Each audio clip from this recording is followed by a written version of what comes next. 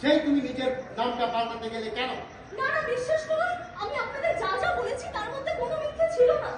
আমার বাবা মা আমাকে সত্যি স্ত্রী বলেই রাখতো। আমরা জানতে পেরেছি যাদবপুর ইউনিভার্সিটির যে শ্রীময়ী দত্ত তুমি নও, অন্য কেউ। তাহলে তুমি কে? ঠিক আছে ঠিক আছে, ব্যাপারটা তাহলে আমি খুলে বলি। ইনফ্যাক্ট কয়েক মাস আগেও আমি মেয়েটিকে চিনতাম না। ওর সঙ্গে যখন আমার দেখা হলো তখন ও খুব অসুস্থ। মেয়েটি পড়াশোনায় খুব মেধাবী এবং অসুস্থ অবস্থাতেও প্রাণবন্ত। ওর চিকিৎসা করতে গিয়ে বুঝতে পারি যে ওর আয়ু এই পৃথিবীতে মাত্র কয়েক মাস। আমি মেয়েটাকে বাঁচাতে পারবো না, ওর জন্য কিছুই করতে পারবো না। আমার মনে কিরকম একটা জেদ চেপে গেল। তাই নিজের দায়িত্ব নিয়ে আমি মেডিকেল টিম বসাই।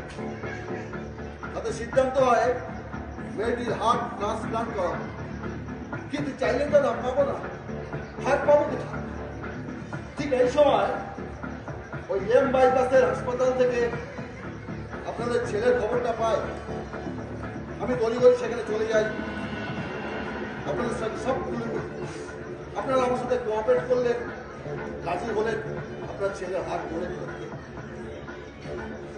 আপনাদের ছেলেকে তো বাঁচাতে পারলাম না, তাই ওর দুটো চোখ আর হাতটা আমরা সংগ্রহ করলাম।